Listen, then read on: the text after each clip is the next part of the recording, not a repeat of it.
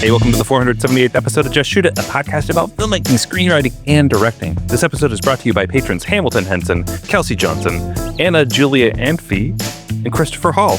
I'm Matt Enlow. And I'm Oren Kaplan, and today it's just Matt and me. We are doing another conversation, this time about how we hire cinematographers, right? I know this is something we've both been doing, talking about, discussing, and I know my kind of methods for doing it have evolved a lot over the years. I've talked about some of them. I can kind of tell you my current state of affairs, but I know you also are at some crossroads and trying to figure out some things and who's right for what. So This is a topic that you brought up. Yeah, I think, it's more, I know your philosophy has evolved on it and mine has as well, but I'm curious just to walk through all of the different steps because it is one of the big decisions that a filmmaker makes up there with casting and, rewrites of scripts and stuff. Like a cinematographer is one of your main collaborators. They're responsible for the look and how you articulate that to them and they execute and all of your personal skill sets. How do they complement you? All of that stuff is really, really crucial. I think we'll probably naturally end up in kind of two ends of the spectrum.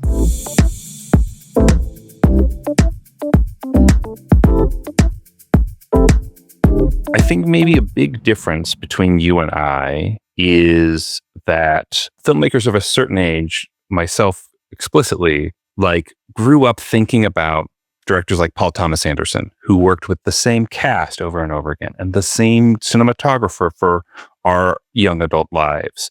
Tarantino or Ed Wood, Christopher Guest, or these filmmakers that you Wes Anderson, the people you first recognize as auteurs who are making films, you see that commonality of, they work with the same people over and over again and becomes kind of part of your aspiration, your mythology, right? Someday I'll have this rotating cast of artisans and actors and we'll all be a big circus family together, right? I know you want to have a team. You want to have a team, right? And that's part of the goal. Am I correct in saying you love the family, a film family for sure, but it wasn't part of the initial conception of what a filmmaker was for you?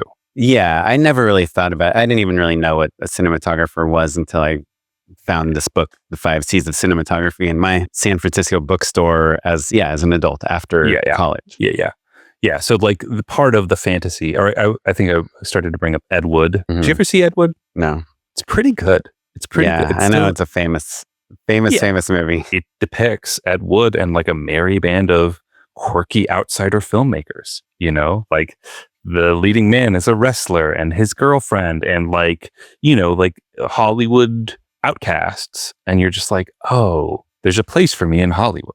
So you kind of grew up thinking I'm going to find my DP, my designer, my Leonardo DiCaprio. My cast. Yeah, absolutely. And then you get a little bit older and you realize that the realities of schedule and the trajectory of everyone's careers changes that, right? Cinematographers, honestly, they progress faster than we do sometimes. If there's somebody who gets a big break early on, they have the chance to put in more reps, work on more projects and elevate faster than we do. It's just about the amount of time that it takes for us to, write, pitch, shoot, edit, and distribute a movie. That's 3 years.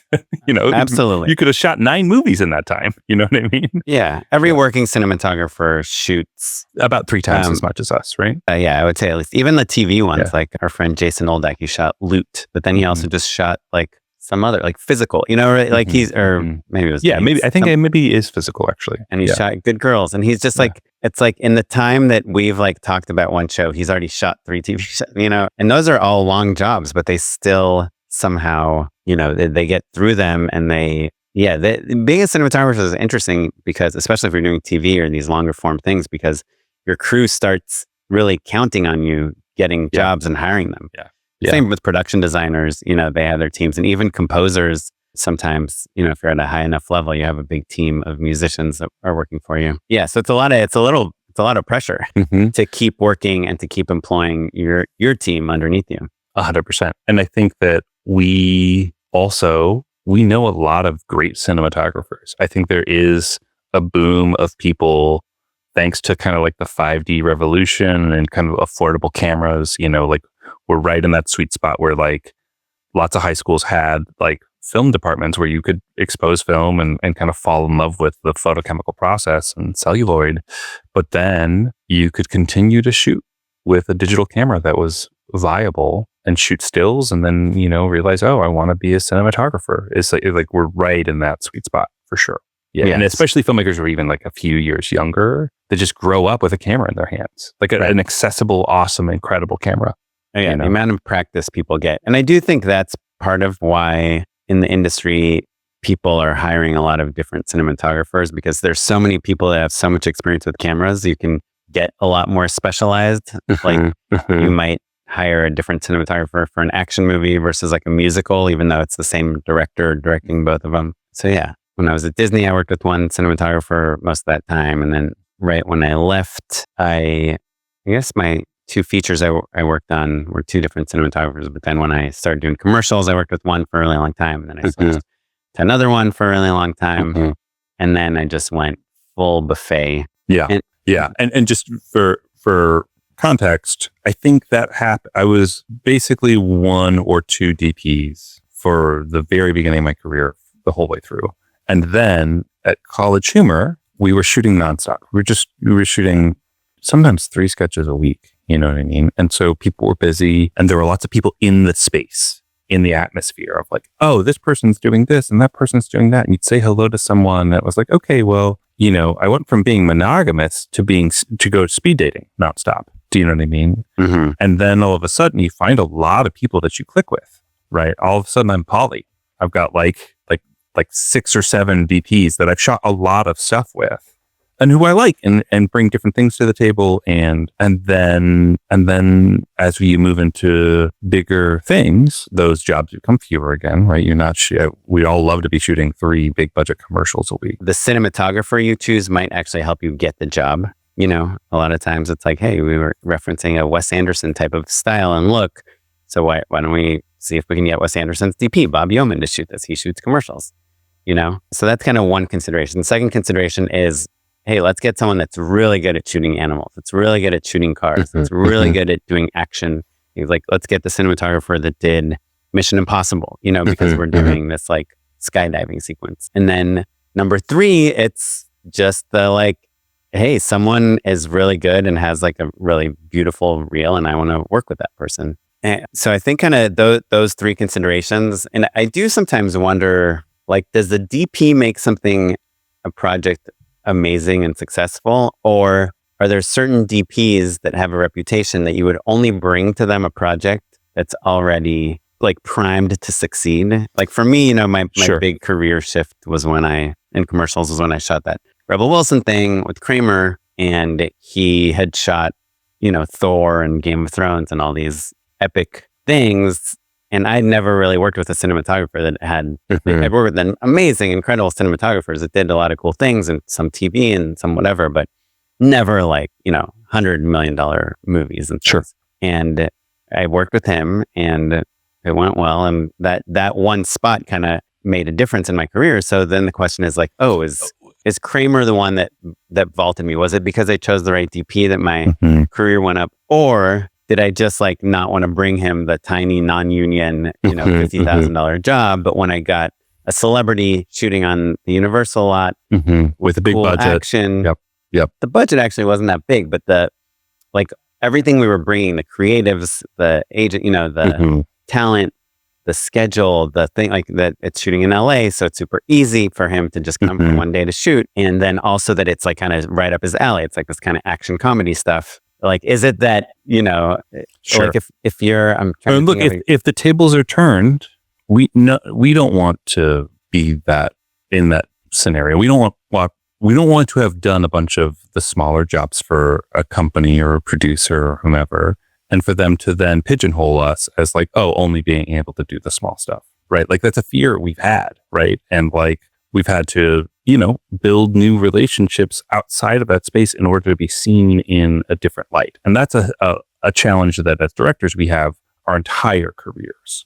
People think of you as the thing they know you for exclusively until you really truly prove to them that she should be thought for something else. Like to the point where if I was meeting a company that I wanted to work with as a director, I would not tell them anything else about my backstory. Do you know what I mean? I don't want them to think of me as a writer. I don't want them to think of me as a producer. I don't want them to think, like none of those other skills that you have, right?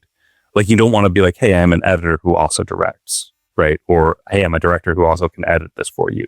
Eventually, it's kind of okay. You but kind of like maybe pitch it as I come from a post background, and so sure, I can sure.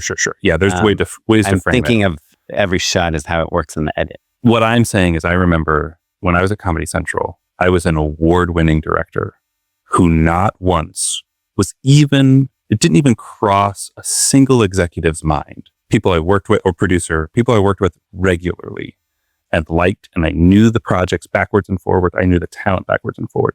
Not once did anyone think, hey, maybe we should have Enlo do this. Right. Not in a million years. And so I've always carried that with me as like a thing of like, oh, College Humor is happy to hire me to direct because I've done all of this stuff. But it's a mentality shift. Do you know what I mean? So similarly with DPs, right? Like you want they want us to bring them the good jobs, not just the crappy jobs, right?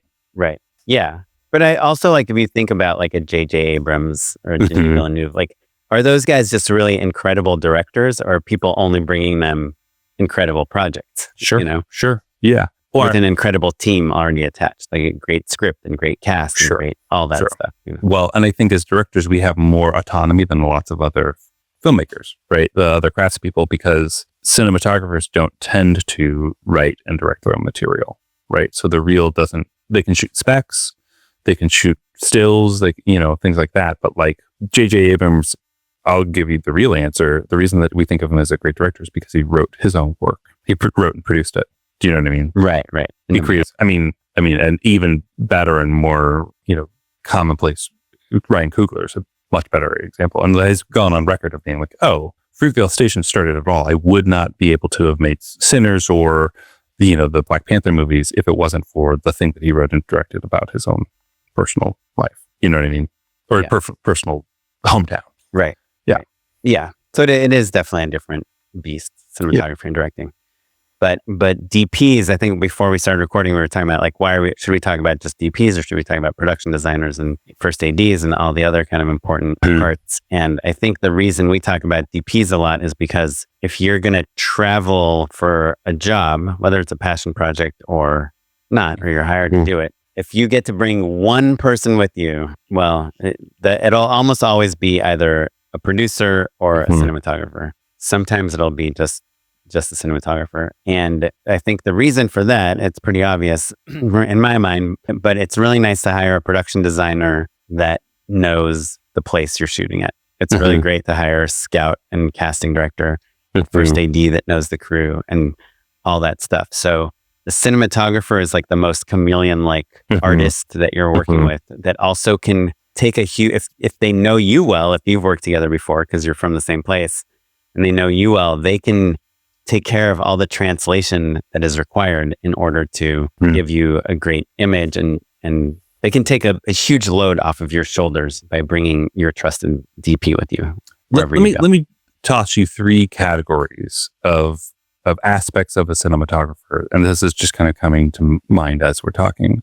But I feel like there's three different buckets basically that you have to take into consideration when you're thinking through a cinematographer, right? One is their work, right? Like their track record, all of that stuff. One is their approach, right? Like your working relationship, how they handle their crew, all of that stuff. So there's prestige or reputation, there's working methodology, and then their artistry, right? And they all kind of go hand in hand. I think to be a great artist, I think you have to have a good acumen. You have to be good at managing a crew, right? Which then creates prestige, and it kind of becomes this swirl. But, a lot of what we're talking about in this first category of like prestige, it's like, it's important because when we are selling ourselves, sometimes it's helpful to bring up, like you said, like, oh, I'm getting the cinematographer of Mission Impossible to do our Mission Impossible spoof, right? Sometimes that can be the deciding factor. But also there's a difference between you and I know there's a difference between, oh, I've never worked with a cinematographer before and they shot Mission Impossible. You don't know how they're going to be on set. You don't know how they're collaborative or available they're going to be. You don't know if they can work on a budget, if they can fast, all of that stuff. And then there's, oh, I've worked with this cinematographer for a long time and they shot Mission Impossible. Yeah. Right. Then those are two very different value propositions when it comes to evaluating whether or not we should win the job. But I think we can agree that that is a rare thing, and that it's not something that we have, or probably most of our listeners have, that they have. Sure. You know, that Greg Fraser is a cinematographer that they've been working with for years, and he also shot Dune and the Batman. Right. Well, and also, you know, there's prestige to different creatives, right? A creative director and a client and all those agency people, they care about different things, right? Like on that team, there's going to be a movie nerd. There's going to be an advertising nerd. There's going to be a bean counter, like someone who's really worried about schedule and time and how expensive they are. And are they going to hit our budgets? Are they going to slow us down? All that stuff. How many times has the producer said to you, I love the cinematographer. They're fast. Not their work is great. They're fast, right? Yeah. Or easy, flexible. Sure. Easy, with flexible. The budget. I find producers mainly care about how much gear they need. Sure. They want. Yeah. Do they need all the bells and whistles, or are they like, no, I'm going to shoot with a flashlight? I mean, I think, look, for commercials, it's one thing. For commercials, it's like the reel. And if you're a cinematographer and you're listening to this, you just need to have a really good, clean website that has like 4 buttons at the top that say narrative, commercial, music video, personal, or photography, or whatever other BS you're going to subject this to. And I'm just going to go to your website and immediately click on commercial, unless I recognize one of the top 4 narrative things you did, where I'll be like, oh, he also shot Servant on FX.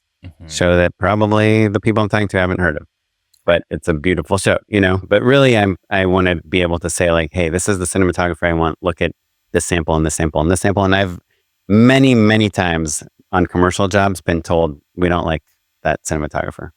Can you show us who else? Or show us options. We love options. So you kind of, I think at a certain level, and when I say level, it's not taste or brand or anything. It's like strictly a money thing.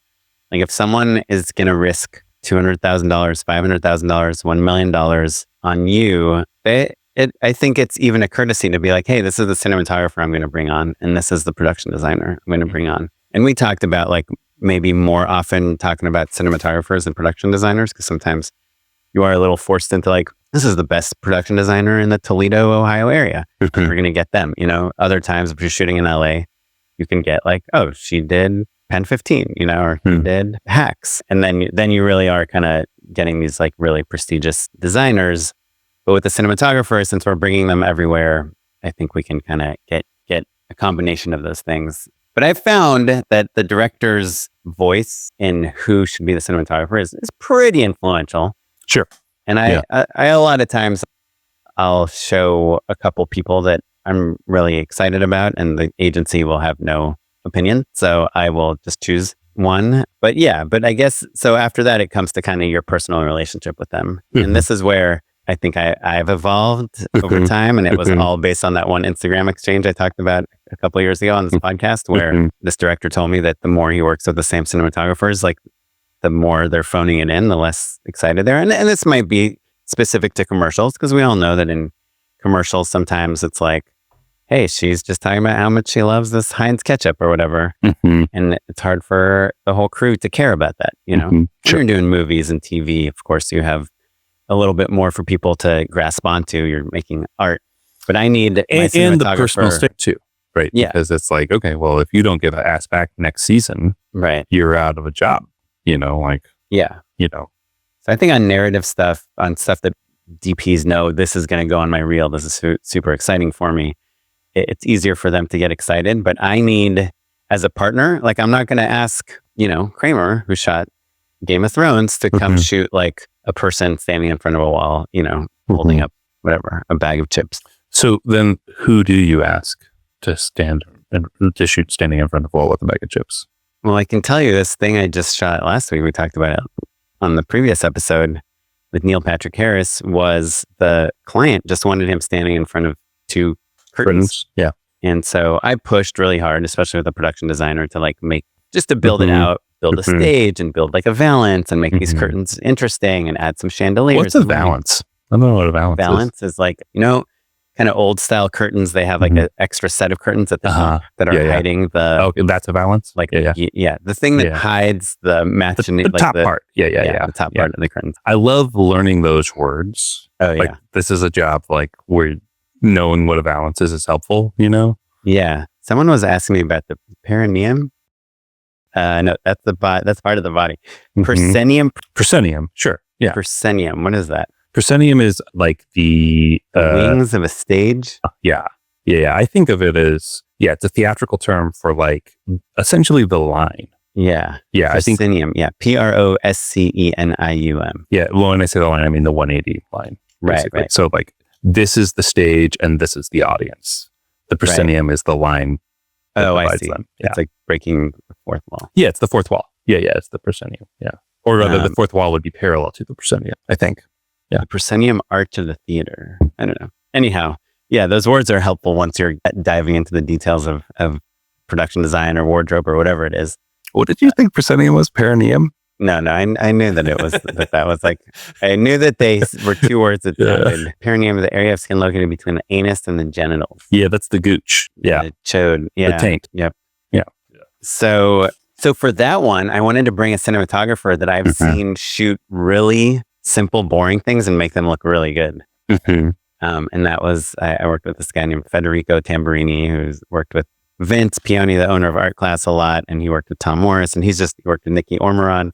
Like all these friends of mine. He shoots really incredible food and really great other things, but he does a good job of making something boring look good, and and I actually think that's harder than like making a kitchen look, like making someone standing at a kitchen island look good it's pretty standard cinematography. Like if someone does a bad job at that, they're like a bad cinematographer. Sure.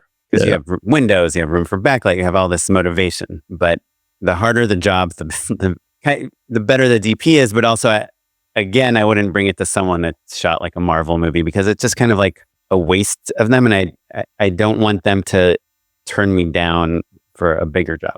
Whereas, I don't know. So that's part of it. I mean, a lot of it is also budget. One of the biggest things I've learned from this podcast is when we had that agent on and Louisa Vick. Yeah. And she told us, that a DP is, can, like a really good DP is somewhere between like 3. Now I think the numbers have changed since she's been on the podcast. I think at the time it was like 3 to 5K a day. Now I definitely hear of a lot of DPs that get 7K a day, and that like people that are bringing their own camera and they're doing gear and they're getting paid for prep and all these different things. But at the end of the day, if you want a cinematographer that's done something that you've heard of to show up to shoot your thing on a set, it could be as little as $5,000, to get like someone semi-famous. So like when I learned that is when I was like, oh, this is, we could probably afford that for 1 day or 2 days. Swing that. Yeah, for sure. And there is, of course, like their expectations, right? Yeah. So they need to have a support crew. Yeah. They need to have their first AC, ideally a gaffer that they're excited about and a key grip. So, even like, there's lots of jobs where it's like, hey, this is a really cool thing, but it's really tight. We're going to skip VTR. We're not going to have playback on the job. Yeah, I don't know if DPs don't care about VTR at all, though. Unless the client is asking for their AC to play things back, which is against union rules. Well, yeah. Then they just don't. Then they care. Yeah. Yeah. But I mean, they don't care about the quality of the VTR. Sure. Yeah. They're mainly, unless they want to complain about, there's no iPads for you to look at. Sorry, dude. But I think, by the way, when I say 5,000, like there's incredible DPs that we work with at $1,000 a day or $300 a day. Like it's not, I'm not saying that's how much you have to pay, but your point is that like on certain budgets, it's like pretty affordable to get somebody who you thought was priced out of those spots. And I've also realized, that if I see a commercial I really like or a show, I can look up the cinematographer and find them online and talk to them. And it's really easy. Now, when I was in New York for a couple of days, I just literally just had drinks with a DP I only knew from Instagram because I followed his work and I thought it was amazing. And he saw I was in New York and mentioned something and we met up for drinks. I didn't even know what he looked like or anything until we met up. So I think that kind of from this podcast and from talking to other people and from just kind of seeing how people hire DPs, I've learned that I should just like not limit myself. But my evolution this year, because I was saying I've kind of changed again, is I miss a little bit the shorthand. I don't need a shorthand, like a super shorthand. I get along with cinematographers really well. And a compliment, I consider it a compliment that I get a lot at the end of shoots is when people are like, oh, so how long have you been working with Mike? How long have you been working with Paul Allen? Yeah. And I'm like, oh, this is my first job. And they're like, no way. You guys are acting like your best friend. I'm like, yeah, because I speak the language. It is easy to underestimate that, like, there is a commonality amongst directors and a commonality amongst cinematographers, and we always have to communicate. And so I can think of lots of circumstances where it's been a matchmaking where it's like, hey, this is the person you're shooting with for various external reasons. And it's worked out fine every time. And sometimes those people are now like my go-tos for different aspects of the job, you know? Yeah. Yeah. So that's an interesting point, that maybe it's easy to kind of overestimate that familiarity for sure. The shorthand. Yeah. Yeah. I will say, I do want to say with Kramer, I love him. He's awesome. I work with him in a heartbeat. But when we were doing our commercial, he was prepping Captain America 4, and he was very busy, and he was like kind of hard to get a hold of. Sure. Whereas some other cinematographers, I can talk to them like every single day up to the shoot, and they'll come to my house and we'll shoot tests and all those things. Which makes a big difference, right? It makes a huge difference, you know? You would think. Yeah. I can say there were times where I had the time and a DP had the time and the prep paid off. I can say for sure. Sure. You know? But you can probably find the opposite example too, where you didn't really have the time and it still came out. And it worked out fine. Yeah. But I think the job necessitated that amount of prep. Like the budget was lower than it needed to be, essentially.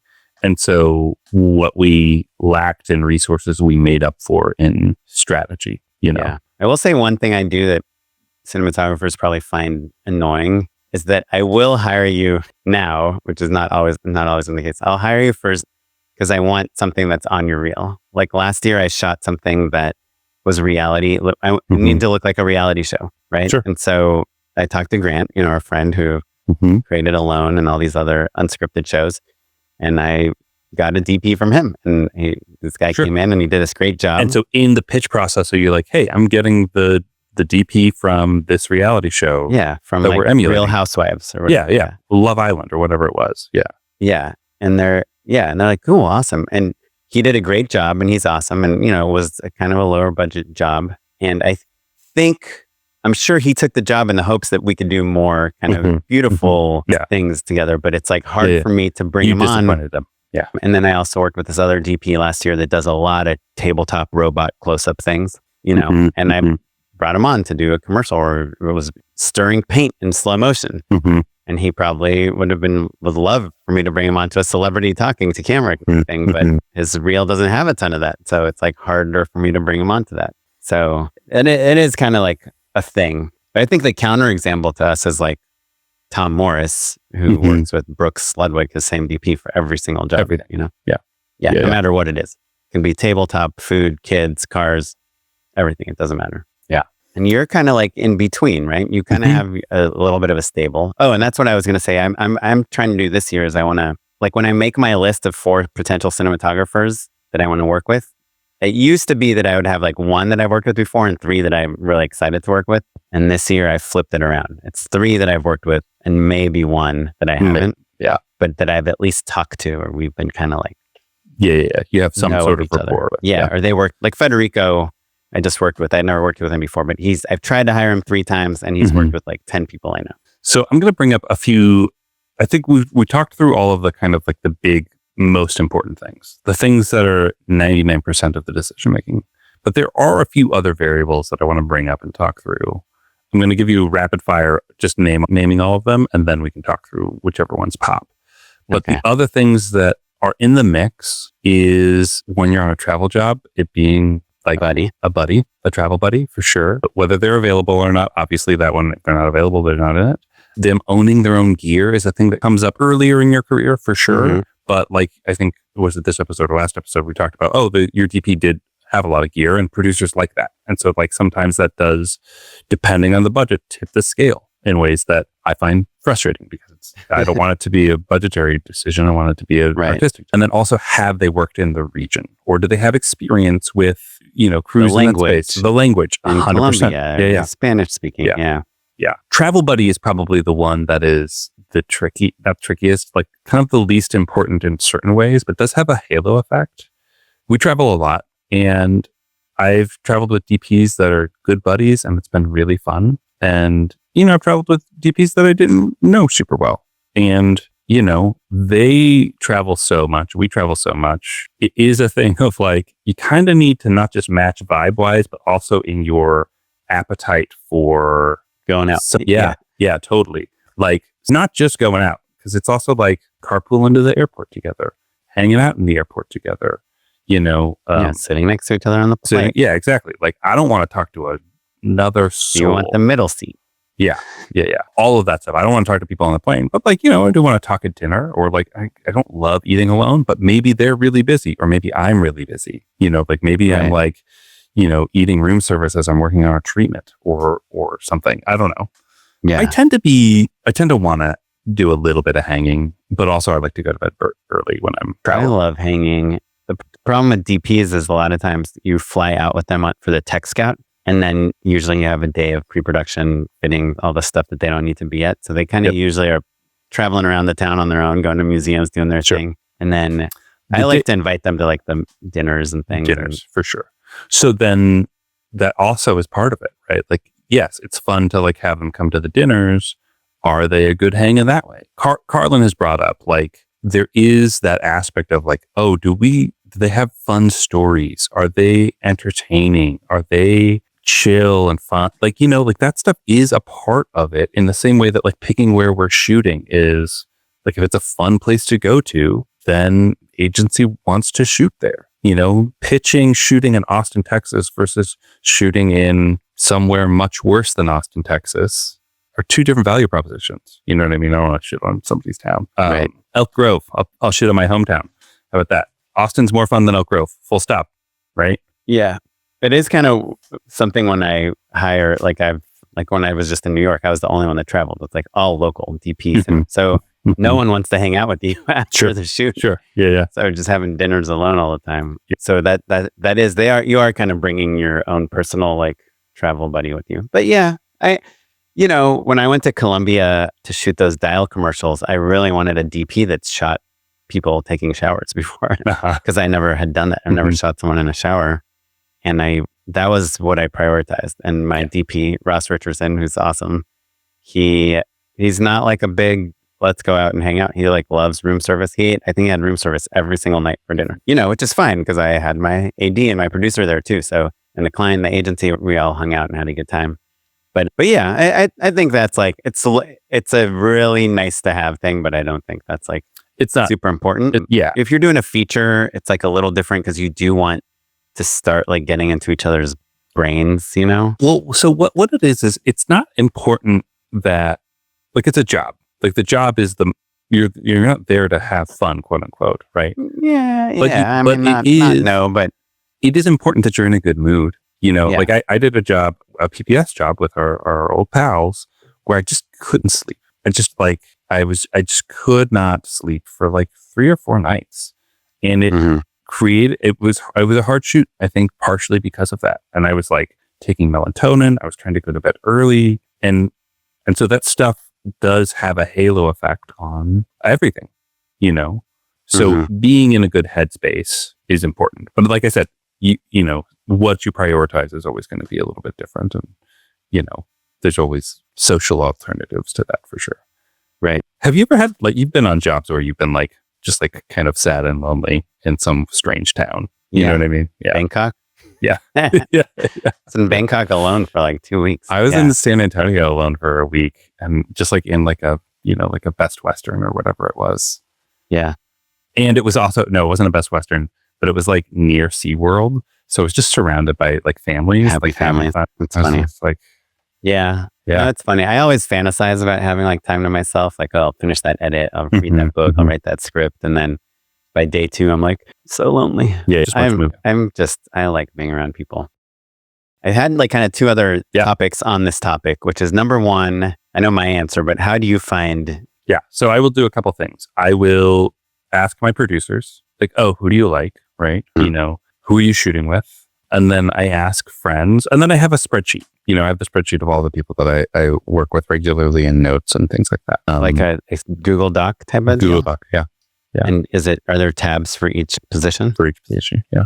And you have DPs, and then you just have like a link to their website? I don't even know. It's more just like to jog my memory of like, oh, that's right, this person, because, there are people who are top of mind, and then there are people who, like, the sweet spot is when you find someone who has shot shoulders in showers before lots of times that you really like working with and whose career has exploded, right? Mm-hmm. So that could be a person from a year or two ago who doesn't post a ton on Instagram, right? So just kind of like having that checklist of like, oh, these are the people that could be great, Yeah, that's good. Tell me about, how do you do it? How do you find new ones? So I have 3 ways. Yeah, obviously we have like the DPs we already know, but for new DPs, number one is, it's so dumb, but like whenever I see anything I like on Instagram, I try to find out who shot it.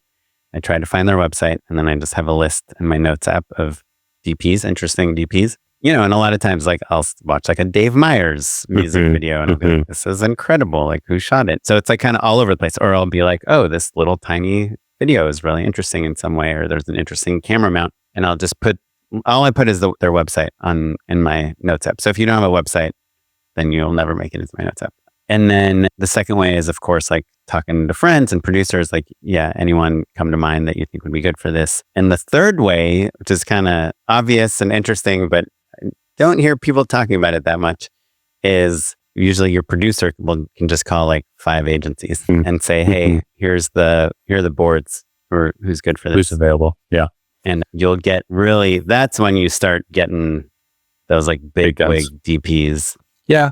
And there's like, you can call CAA, which, has ICM's whole roster, Gersh, WPA, Masukis MSA. There's this agency in Canada that I really love named Sessler. And sometimes like, but Sessler, I just like go to their website and just look at, they have 50 DPs, and I just click on all of them, and we're like, ooh, this is an interesting person. But what's nice about that is once you talk to their agent, it changes the dynamic a little bit. Instead of you chasing them, they're like kind of chasing you. Sure. Yeah. You just call the agency yourself? No, I have like my producer. Yeah.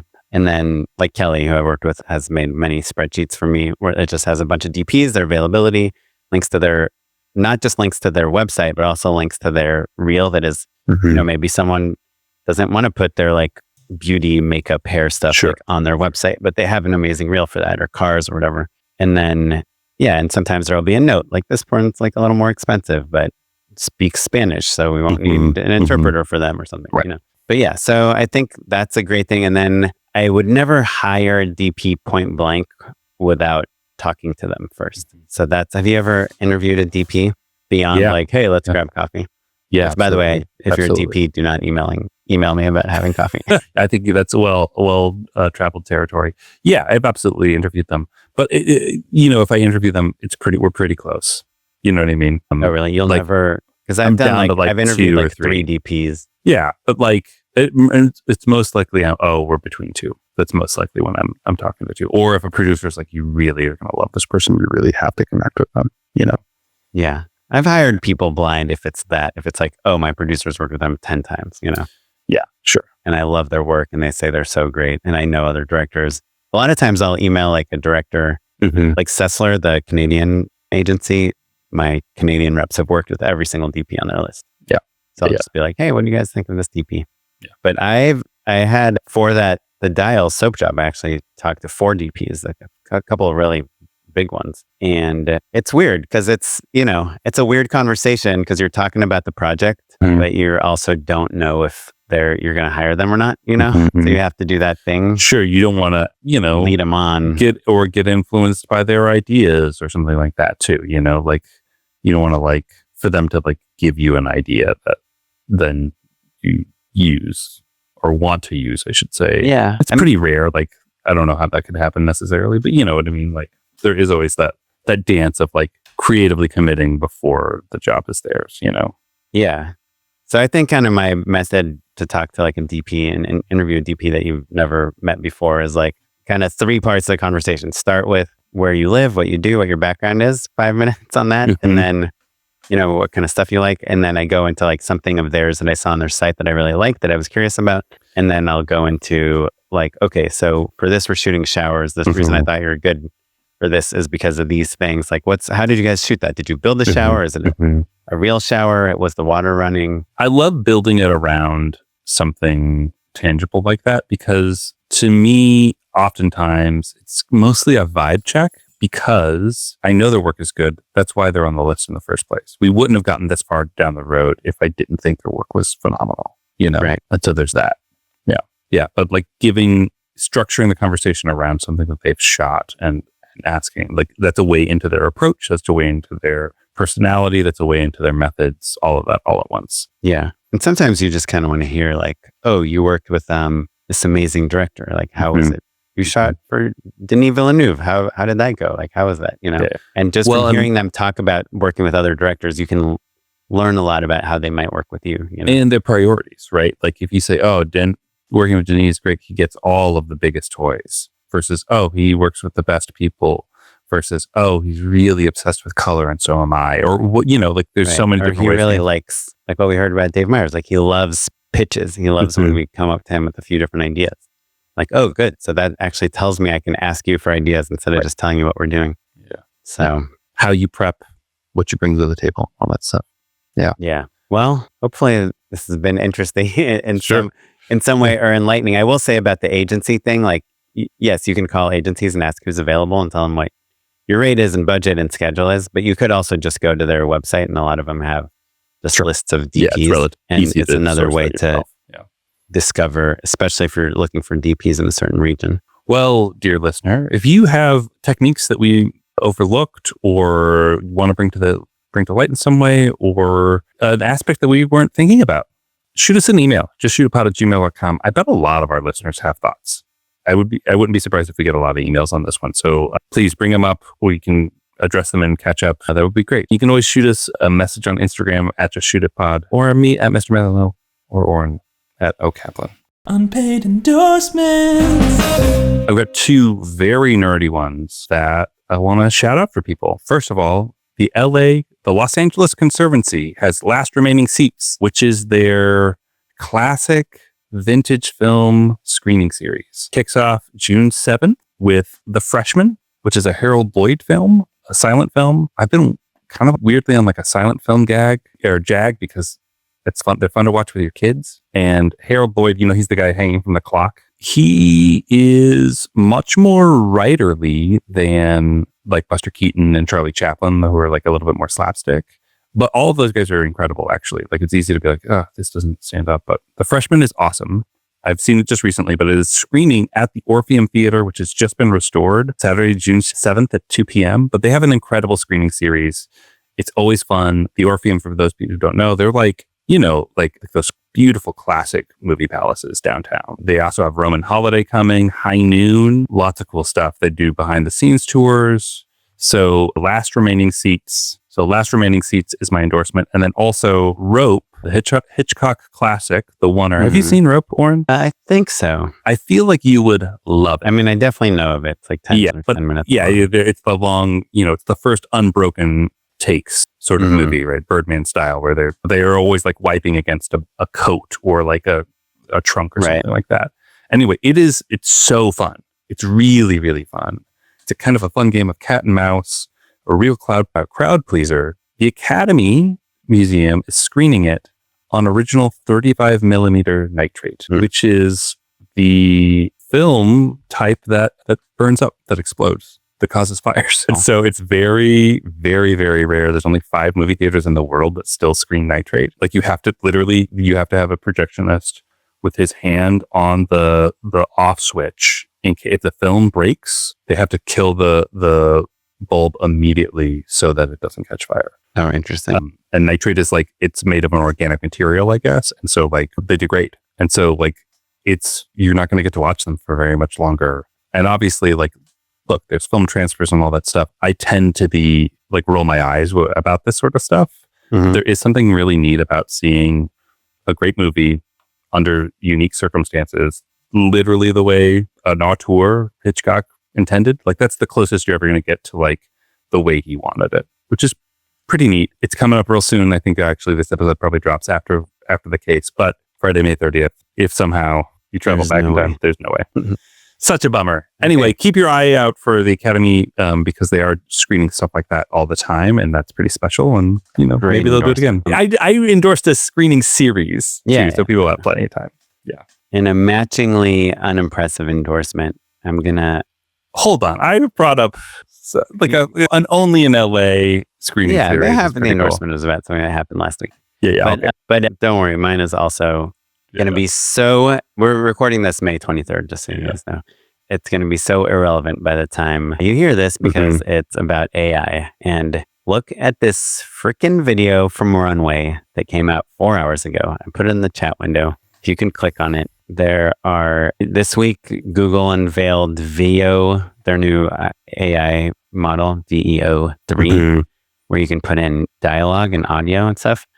But this thing that I'm showing Matt is actually from Runway, and it is just bonkers. They're showing you how you generate like a soccer fan and then generate a crowd of soccer fans from that, and then generate a stadium and put the soccer fans in there, and then comp that into your footage of a soccer player or a football player or whatever they have walking out onto the field, and how you can use Runway to just fill an empty stadium with fans in a way that looks photorealistic. It's pretty crazy. Incredible. Like just as good as what a digital would do. Maybe not just as good, but like instead of $1 million, it will probably cost you like $20.